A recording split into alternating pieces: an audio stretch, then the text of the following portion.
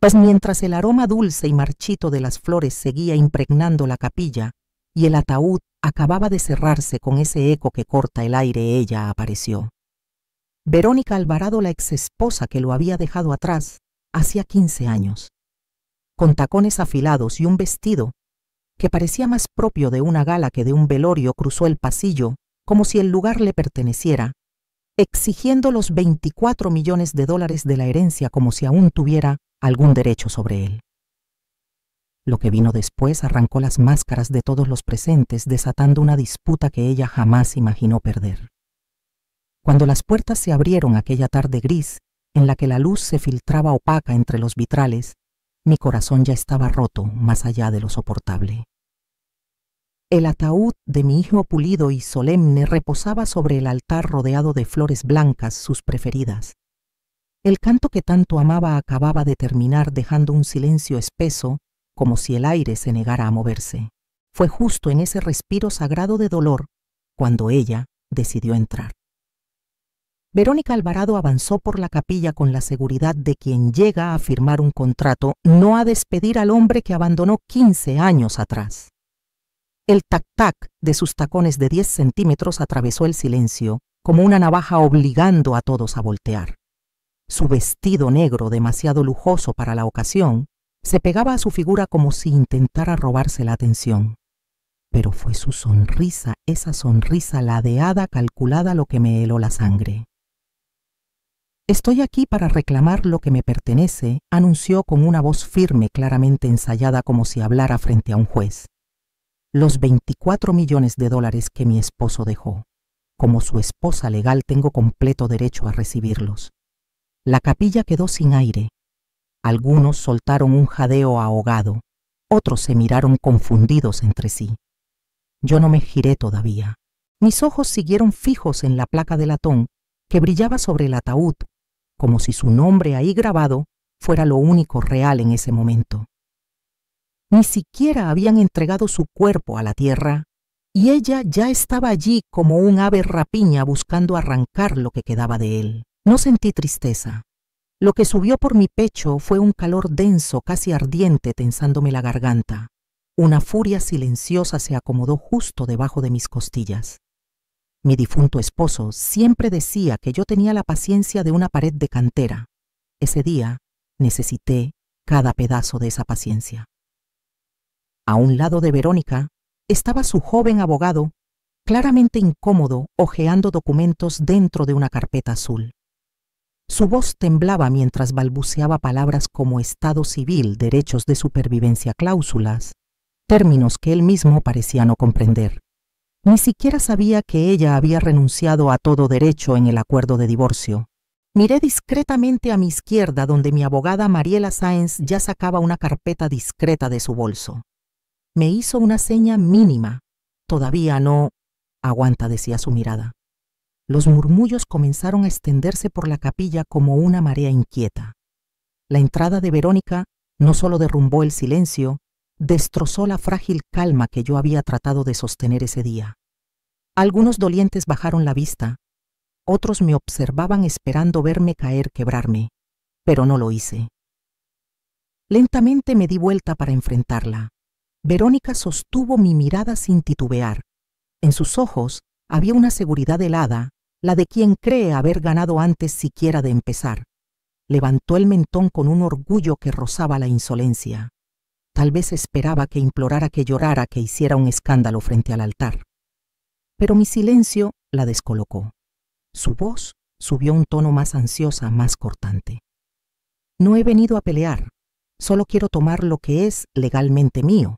Finalmente hablé, mi voz más fría que la suya, firme como una losa.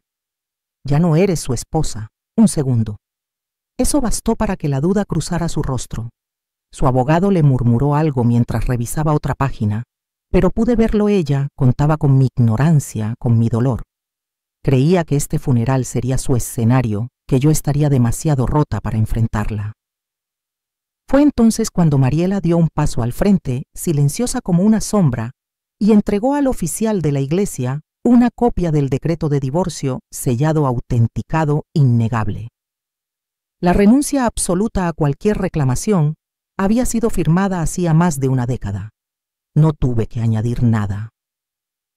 La verdad quedó ahí desnuda en tinta oficial. El silencio que siguió retumbó más fuerte que cualquier grito. Alguien tosió nervioso. Otro murmuró: Dios nos ampare. Verónica se quedó rígida, los labios tensos, los ojos recorriendo los bancos buscando a alguien que la apoyara. Nadie lo hizo, y yo seguí allí, no victoriosa, no altiva. Solo firme. 15 años criando a mi hijo sola después de que ella desapareciera dejando deudas y un corazón roto. Estuve en cada sesión de radioterapia, cada cirugía, cada madrugada en que la fiebre subía más rápido que los medicamentos. Ella nunca llamó, nunca preguntó, hasta hoy, cuando el dinero sí valía la pena. Cuando me giré para salir no volteé hacia ella. Caminé hacia la puerta junto a Mariela, nuestros pasos lentos y acompasados, como si marcháramos hacia una batalla que apenas se abría. Escuché a alguien susurrar mi nombre con compasión. Otro murmuró justicia, pero yo no buscaba compasión, y justicia tampoco, no aún, porque sabía que lo de hoy solo era el preludio. Afuera el viento había cobrado fuerza levantando hojas secas que danzaban alrededor de los escalones de piedra.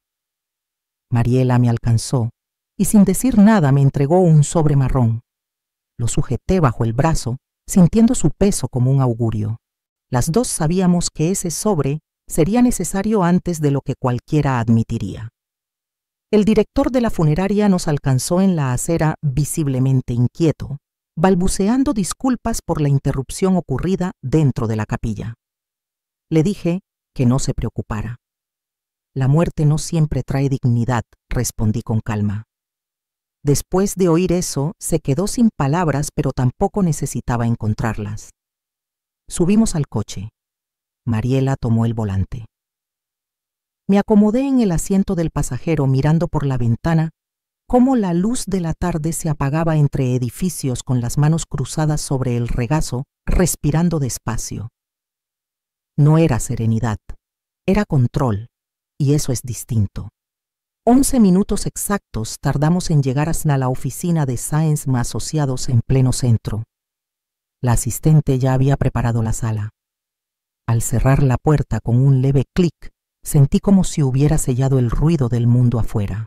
Mariela colocó 2 carpetas sobre la mesa de madera oscura, alisándolas con movimientos meticulosos. La primera contenía el testamento actualizado de mi hijo fechado 9 meses antes de su muerte. Yo estuve sentada junto a él cuando lo firmó, sus manos delgadas pero seguras. En ese documento me dejaba todo: dinero, acciones, propiedades, seguro, incluso los derechos sobre la aplicación que diseñó en sus últimos meses. No había una sola mención a Verónica, ni una línea. La segunda carpeta contenía el acuerdo de divorcio de hace 15 años, la renuncia absoluta de cualquier derecho futuro, sellada, registrada, incuestionable. Mariela tenía la copia certificada y el registro del notario, sin huecos que explotar, sin interpretaciones posibles. Aún así, la voz de Mariela fue prudente. Verónica no tiene base legal, pero es temeraria. Apostaría a que esto va a subir de tono. Asentí sintiendo la mandíbula rígida, no por miedo, sino por concentración. Si ella quería guerra, me encontraría lista. Yo había llorado a mi hijo con todo mi cuerpo. Ahora defendería lo que él dejó. No permitiría que una mujer que desapareció durante 15 años convirtiera sus últimos deseos en un espectáculo barato. Mariela me entregó una copia del inventario detallado de los bienes.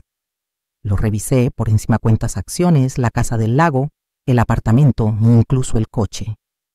Y entonces vi el último elemento, una carta en video grabada por mi hijo, almacenada bajo resguardo legal. Yo no sabía que él la había preparado.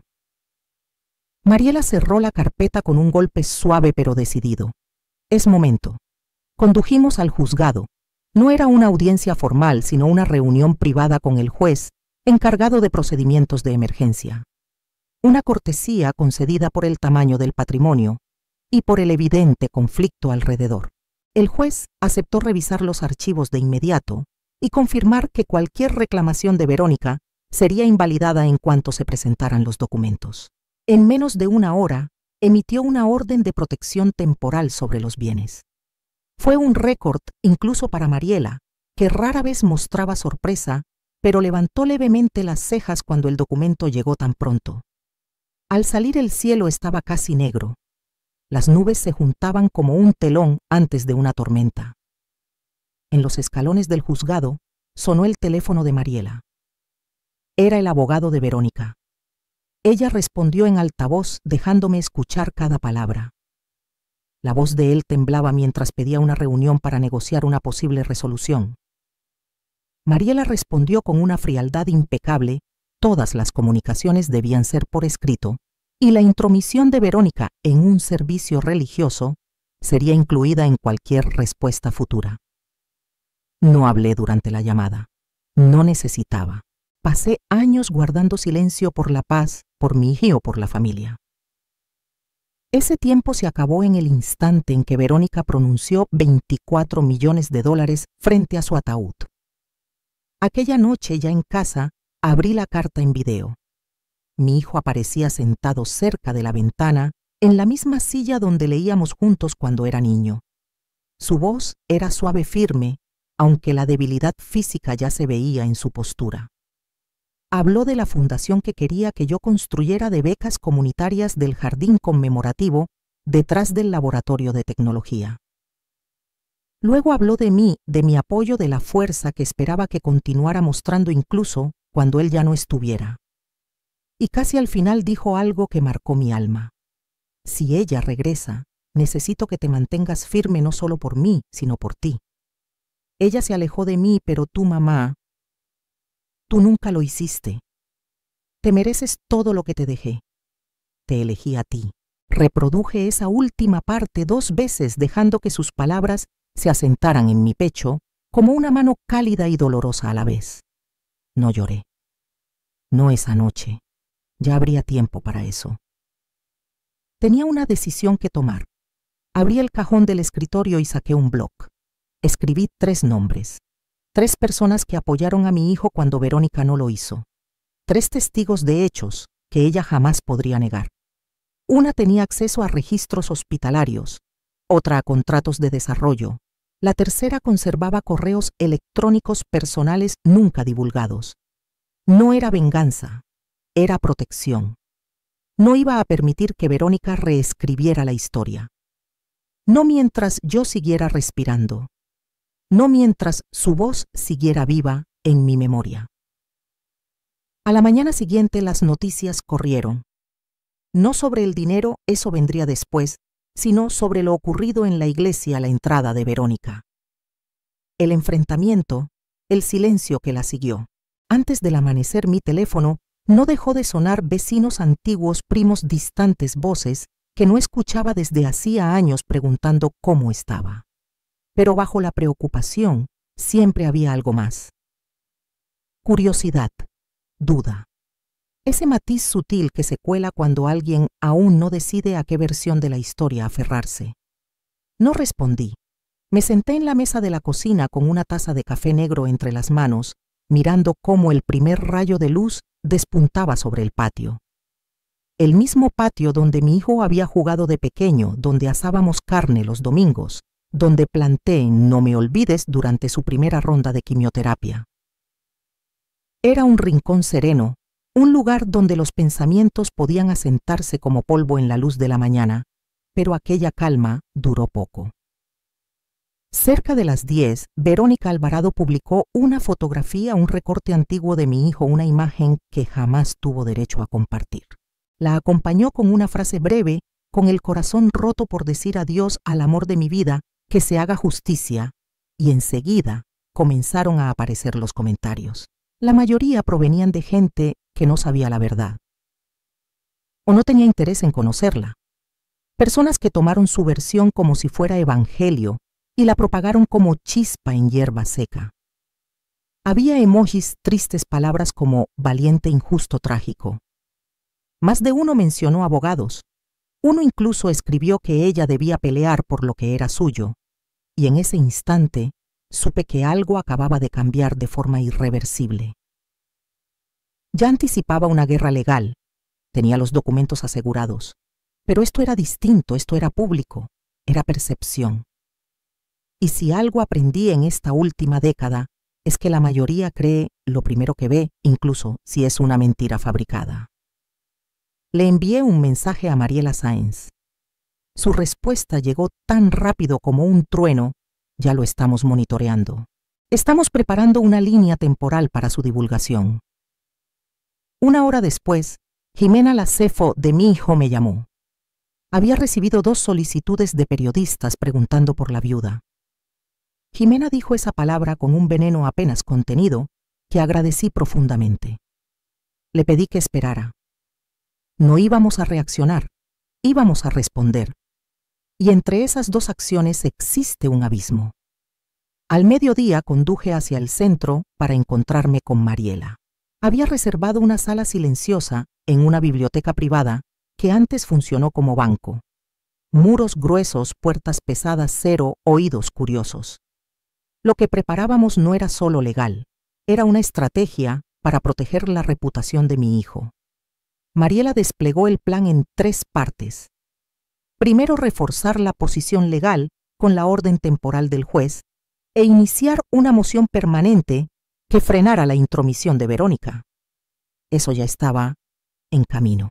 Segundo, reunir toda evidencia personal dejada por mi hijo y toda documentación de quienes formaban su círculo íntimo. Jimena tenía correos y horarios que demostraban que Verónica nunca apareció durante la enfermedad. Miguel guardaba los registros autenticados del divorcio y acuerdos de propiedad. Daniel, el enfermero de la UCEI, tenía una declaración escrita sobre la última semana, incluyendo la visita que Verónica jamás hizo. Tercero, la parte que Mariela había guardado para el final, preparar un evento público. No un simple comunicado, ni una respuesta legal, algo visible, algo real, un compromiso abierto con la fundación que mi hijo soñaba levantar. Mariela sabía que en ocasiones la mejor defensa no era un juez, sino una multitud. Y no estaba equivocada. Fijamos la fecha para dentro de 3 días en la sala principal del ayuntamiento. El alcalde ya había mostrado apoyo meses atrás, cuando mi hijo aún vivía y comenzaba a planear todo en silencio. Aún conservábamos las cartas, permisos y precauciones que él había previsto. Solo estábamos continuando su labor. Le dejé claro a Mariela que no buscaba un espectáculo. Todo debía girar en torno a él, su misión, su trabajo, su impacto. No Verónica, no yo. Aún así sabía que ella aparecería y debía estar lista. Esa noche regresé al viejo despacho donde mi hijo trabajaba antes de la adquisición. Las luces estaban apagadas, los muebles cubiertos por sábanas que olían a polvo antiguo. Jimena me había prestado las llaves y me acompañó hasta su antigua mesa. La silla seguía allí, junto a una taza con una astilla en el asa. En la pizarra aún quedaban restos de notas en su letra apenas visibles como fantasmas de ideas. Jimena me entregó un pendrive sin explicaciones, solo cerrando mis dedos alrededor de él con un gesto firme. Dentro estaban los últimos 2 meses de correos privados de mi hijo. Ella había eliminado lo irrelevante. Lo que quedaba eran mensajes sobre la fundación, instrucciones médicas finales y contactos con asesoría legal. Más tarde me senté en mi propio escritorio, el mismo donde corregía tareas cuando enseñaba en primaria, y abrí el pendrive. Había 3 correos marcados con estrellas rojas, uno para Mariela, uno para Jimena y uno para mí. El mío nunca fue enviado. Lo había dejado guardado como borrador. Decía: mamá, si estás leyendo esto, yo ya me fui. Y si ella aparece, sé que será difícil, pero necesito que recuerdes que tú eres la única que se quedó. Estuviste allí cuando no podía caminar, cuando no podía dormir, cuando era más tubos que piel. Tú nunca saliste de la vieja habitación, así que no dejes que ella reescriba lo que tú y yo vivimos. Yo te elegí a ti, no a ella, nunca a ella. En ese momento mi duda se evaporó. No es que pensara rendirme, pero algo dentro de mí se asentó. Había cargado dolor y rabia toda la semana. Ahora tenía claridad. Verónica quería usar la opinión pública como arma. Yo levantaría la verdad no solo ante un juez, sino ante cada persona que había visto su publicación y creído la mentira. 3 días después del funeral entré al ayuntamiento por la puerta trasera. Mariela lo había organizado así: menos ojos, menos ruido. El auditorio ya se llenaba de prensa local, inversores tecnológicos, líderes comunitarios. La oficina del alcalde confirmó su presencia, no para hablar, solo para respaldar. Eso valía más. El evento era sencillo sobre el papel: una dedicación, la presentación pública de la Fundación Conmemorativa Holbrook. Pero todos sabíamos que significaba mucho más. Era una declaración. Las sillas estaban alineadas frente a una pantalla. Una pancarta colgaba cerca del estrado: un legado con propósito. El rostro de mi hijo aparecía en el programa, con esa sonrisa discreta que él tenía cuando estaba orgulloso, pero no quería llamar la atención. Esa sonrisa hablaría por él ahora. Mariela y Jimena se ocupaban de la prensa. Miguel se encontraba junto a la mesa lateral con carpetas legales listas. Daniel, el enfermero, se ofreció a ayudar a los invitados mayores a encontrar sus asientos. Cada persona tenía un rol asignado y todos comprendían lo que estaba en juego. A las 10:02 las puertas del auditorio se cerraron con un golpe suave. A las 10:05 Mariela Sáenz subió al podio y probó el micrófono con un solo toque. No buscó sonreír. No estaba allí para conquistar al público. Buenos días. Estamos aquí para honrar la visión y los valores de un hombre que vivió con una brillante discreción y dejó un plan para tener un impacto. Lo que verán hoy no es sobre pérdida, es sobre intención, sobre claridad, sobre verdad. Se retiró un paso. Las luces descendieron lentamente, envolviendo la sala en penumbra. La pantalla se encendió mostrando un video grabado 5 semanas antes de su muerte. Mi hijo aparecía sentado en una silla, los hombros levemente vencidos, los ojos cansados pero firmes, como brasas que aún se niegan a apagarse. El fondo era su despacho en Casa S, lleno de libros, plantas y fotografías que yo podía recordar incluso a oscuras. Su voz llenó la sala con serenidad contenida. Si estás viendo esto, entonces ya no estoy por aquí, pero quería explicar con mis propias palabras por qué tomé las decisiones que tomé. No quería confusión, no quería discusiones, quería que la verdad hablara por sí misma. Luego habló de su enfermedad, de la fundación y de su decisión de dejar sus bienes solo para mí.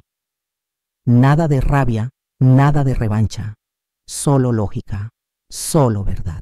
Entonces llegó la frase que cortó el aire como un filo. Ella se fue. Cuando más la necesitaba no estaba. Y cuando construí algo que valía la pena volver, ella regresó. No puedo permitir que eso defina mi legado. Estoy eligiendo a la persona que nunca se fue.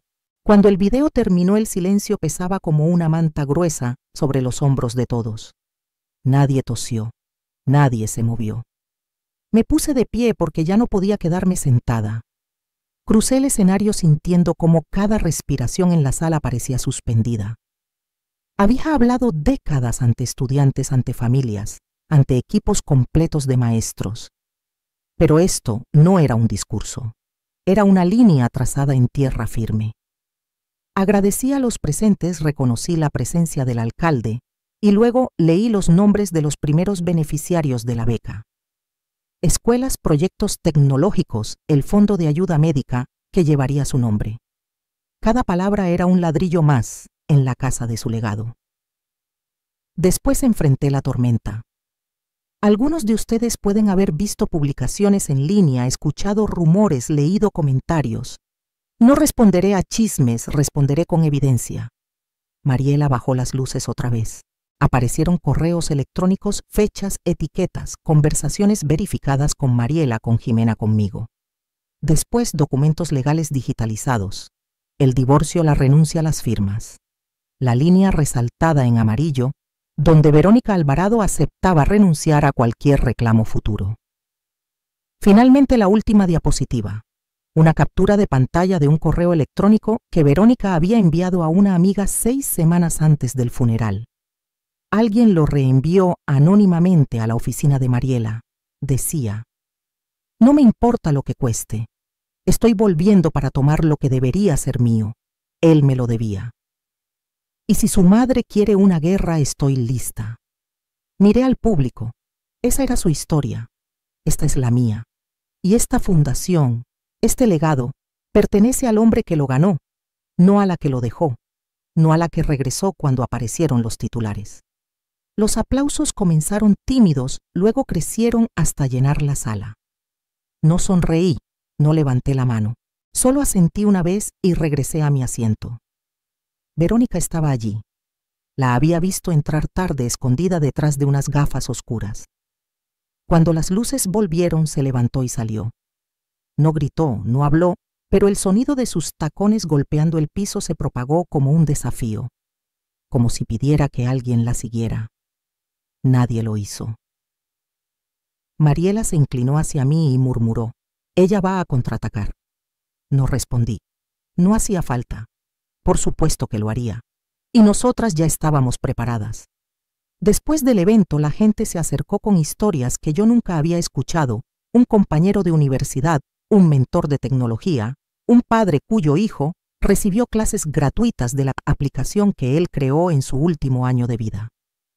Esa tarde, una foto del acto apareció en las noticias, yo en el podio, una mano apoyada en la madera, la otra sosteniendo el programa, la cara de mi hijo a mi lado en la pantalla.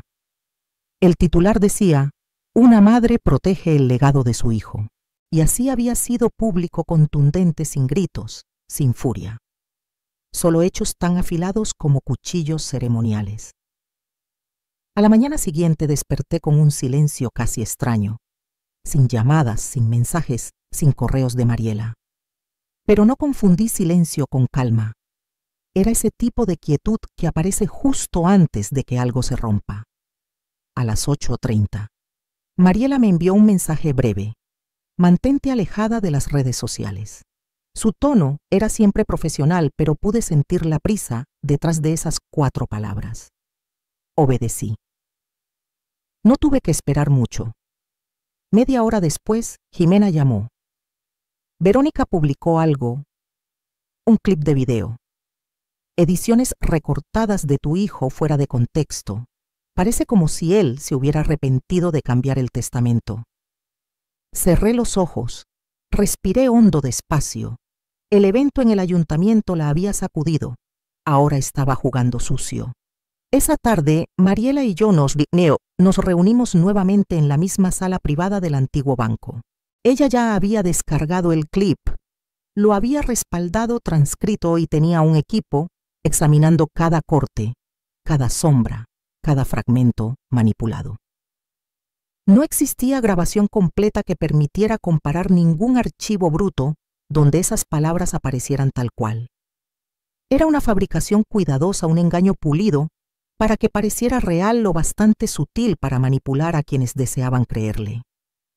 Mariela Sáenz giró la pantalla de su laptop hacia mí y presionó reproducir.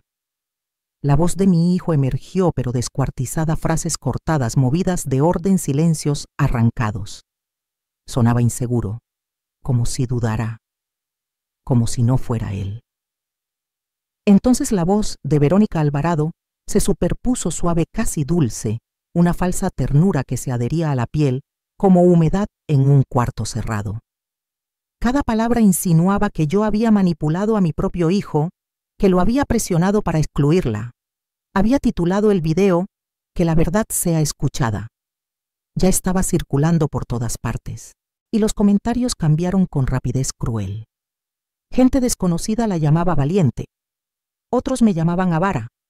Algunos insinuaban que yo había aislado a mi hijo, que había cortado lazos, que había saboteado sus relaciones por celos. Las mentiras, cuando encuentran terreno fértil, crecen como mala hierba después de la lluvia. Pero no perdimos la calma. Mariela tenía el siguiente movimiento preparado.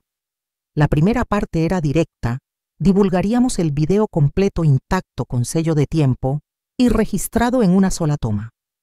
Miguel tenía el original guardado en un drive seguro, protegido con múltiples claves y firmas digitales que probaban su autenticidad.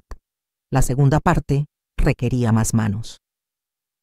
Al final del día, Jimena había logrado obtener permiso de 3 ex socios de mi hijo para compartir correos internos, notas de reuniones, mensajes archivados, donde él expresaba su decepción o su cansancio con el comportamiento de Verónica en distintos momentos de su vida.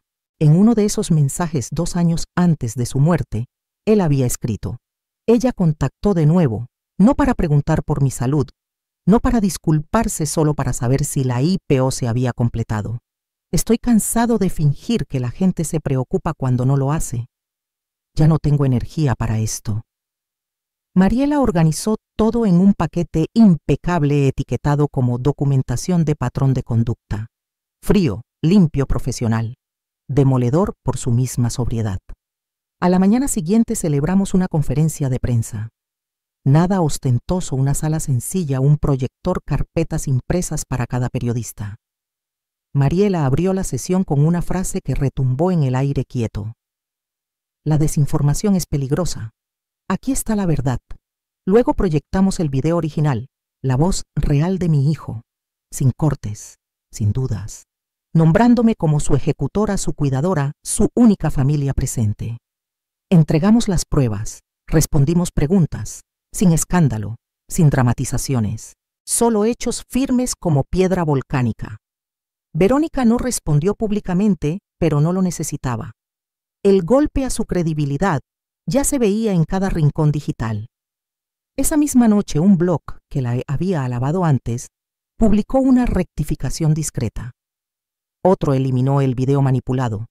Un tercero publicó transcripciones comparadas línea por línea mostrando los cortes.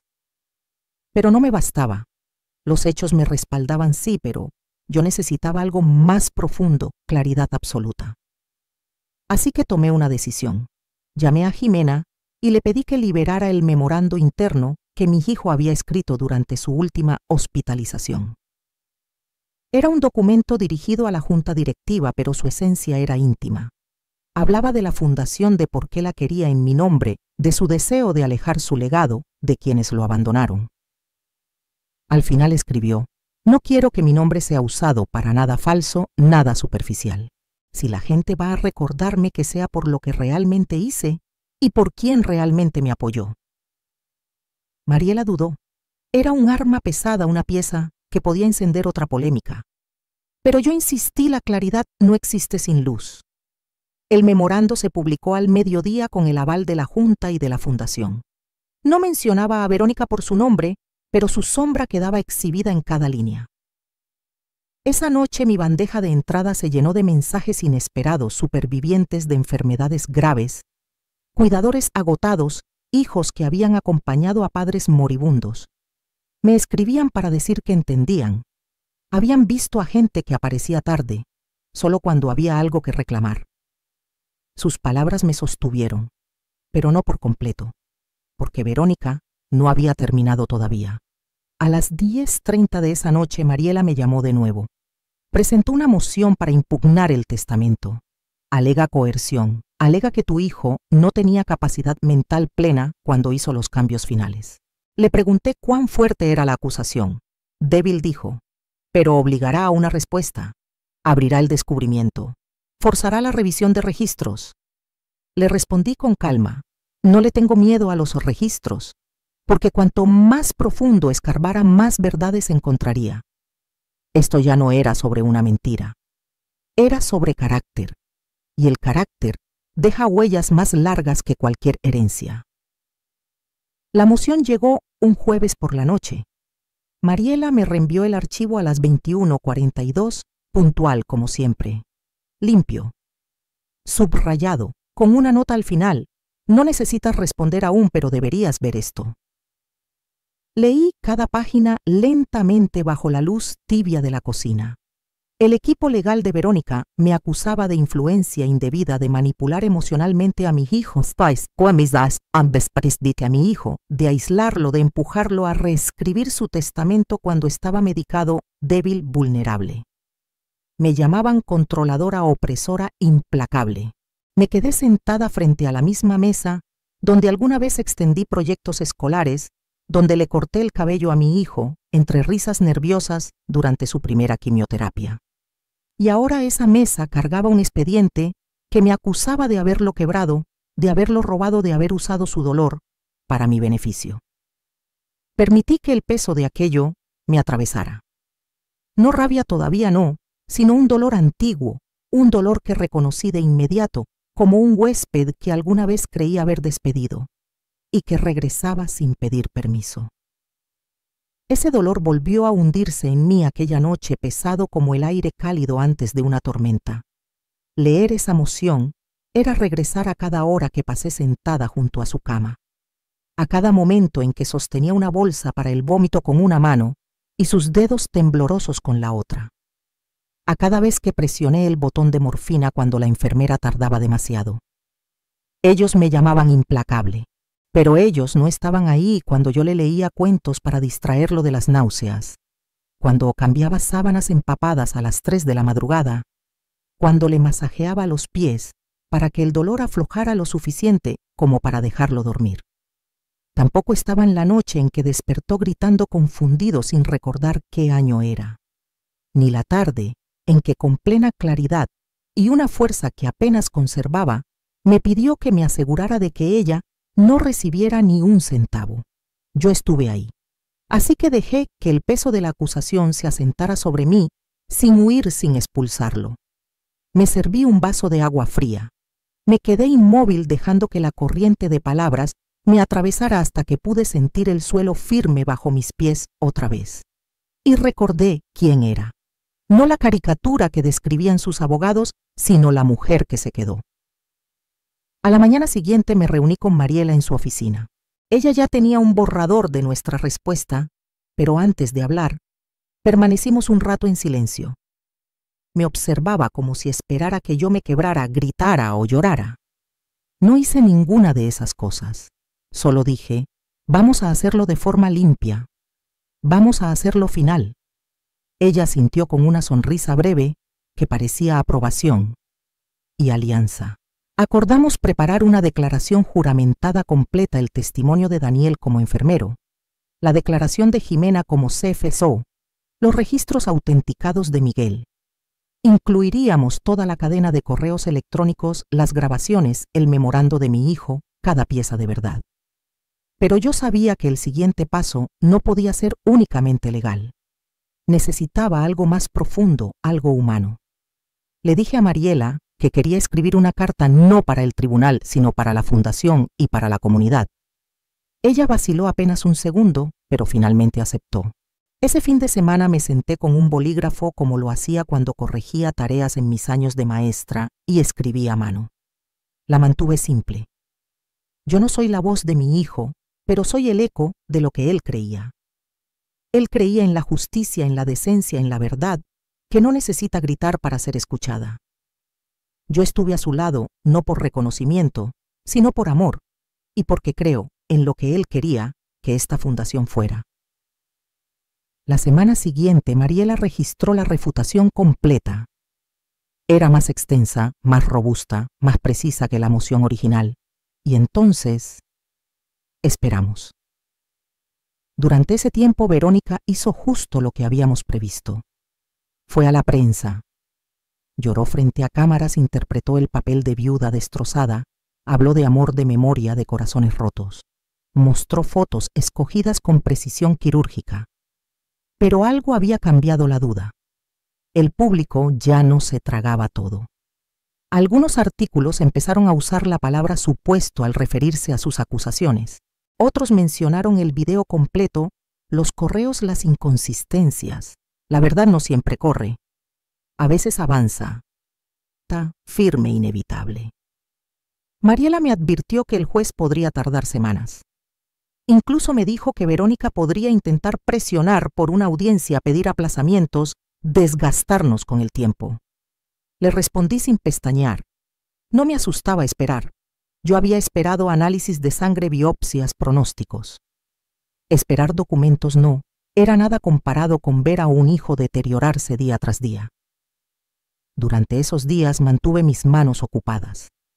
Pasé mañanas revisando propuestas de becas en la oficina de la fundación, reuniéndome con el nuevo director, preparando paneles de evaluación. Trabajar ayudaba a que mi corazón no se ahogara en la incertidumbre. Una tarde, mientras revisaba reportes de presupuesto, una voluntaria entró con una carta. Manuscrita, sin remitente. Dentro había solo unas líneas. No estás sola. Yo te creo. Vi a mi hermana ser destruida por alguien como ella. Gracias por hablar. No había firma, solo esa voz anónima cálida como un abrazo silencioso. Me recordó que lo que defendíamos no era solo patrimonio, era poner la historia en su sitio. No con gritos, sino con enfoque. No con violencia, sino con verdad incontestable. Y eso precisamente era lo que Verónica nunca entendió. Ella pensaba que el poder venía del ruido del drama. Pero el poder real siempre ha venido de la constancia, y yo sería constante hasta que esto terminara. La decisión llegó un miércoles al amanecer, sin cámaras, sin titulares. Solo un mensaje de Mariela. El tribunal había dictado resolución. Ella había reenviado la copia oficial a mi correo, 212 páginas. Las leí todas bajo la luz tenue de la cocina. La moción para impugnar el testamento fue rechazada en su totalidad, sin audiencia, sin juicio. El juez consideró probada la plena capacidad mental de mi hijo. Sus decisiones fueron deliberadas, sin presión, sin manipulación, sin interferencias. Las acusaciones de Verónica fueron descritas como infundadas, especulativas y en varias secciones intencionalmente engañosas. Esa última frase ardió más que todas las demás. Intencionalmente engañosas.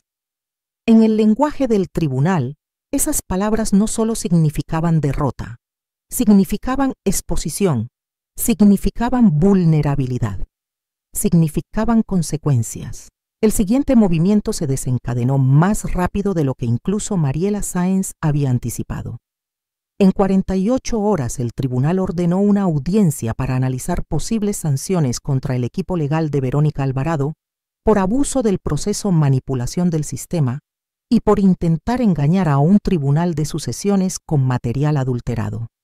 La audiencia quedó fijada para la semana siguiente. Al principio no pensaba asistir. Me repetí que la resolución ya me bastaba, que no necesitaba presenciar las consecuencias, que el propósito de todo esto estaba cumplido. Las decisiones de mi hijo protegidas, su legado intacto. Pero 2 días antes de la audiencia, Mariela llamó. Verónica había presentado una petición de último minuto.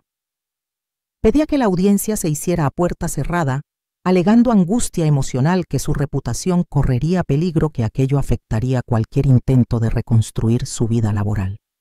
El juez rechazó su solicitud sin titubear.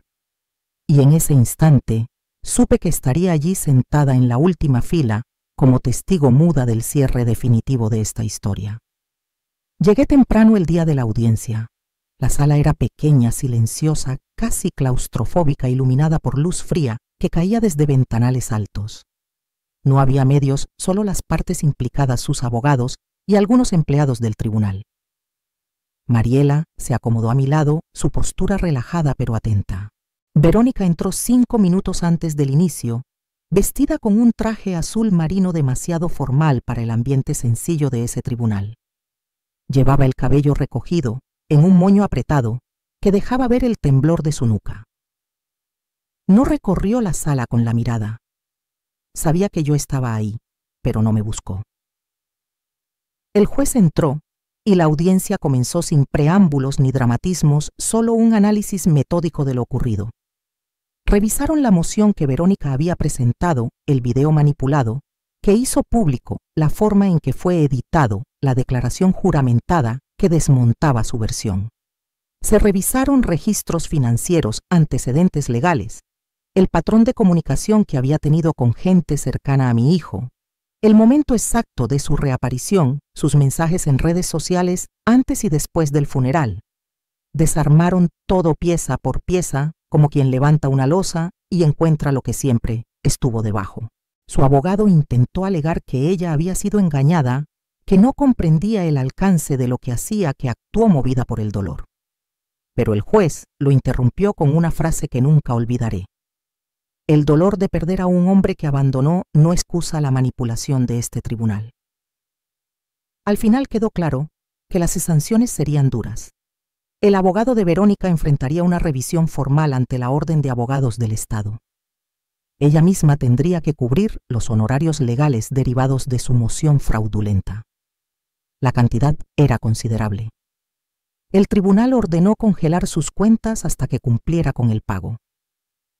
No era cárcel ni un escándalo nacional, pero era su versión legal de un ajuste de cuentas. La verdad, por fin cobrando factura.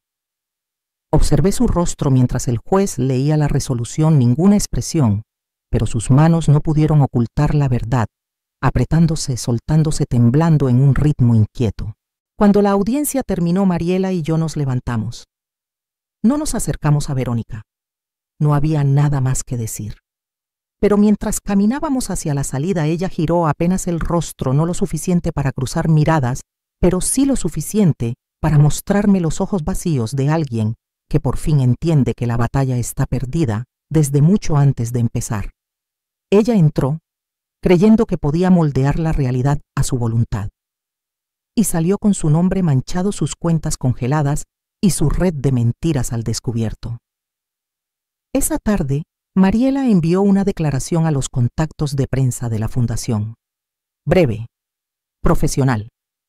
La Fundación Holbrook respeta la decisión del tribunal y seguirá comprometida con la misión definida por su fundador. Consideramos este asunto concluido. Esa noche me senté sola en el jardín, en el mismo banco donde mi hijo se sentó después de su primer examen limpio.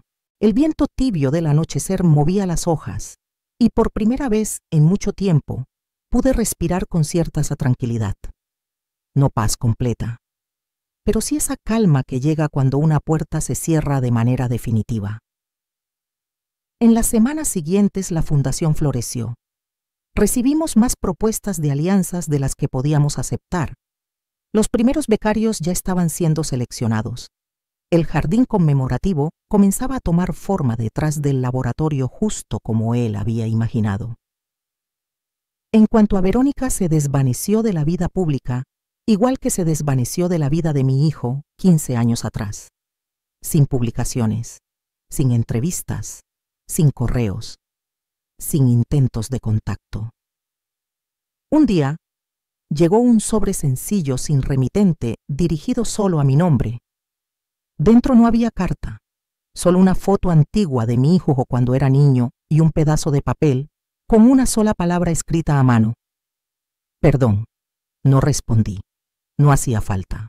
Ese capítulo estaba cerrado no con un grito, ni con celebración, sino con la certeza tranquila de quien protegió lo que debía proteger. A veces todavía recibo cartas de mujeres que nunca conocí. Hijas mirando a sus madres, sufrir, madres viendo a sus hijos volverse extraños. No piden milagros, piden verdad, y yo se la doy simple e inquebrantable. No estás sola, nunca lo estuviste. Tu historia no termina con el abandono. Puedes trazar la línea, puedes tomar el bolígrafo de nuevo. Y aunque el mundo jamás aplauda la paz, que logras esa paz silenciosa y firme, siempre será el aplauso más importante.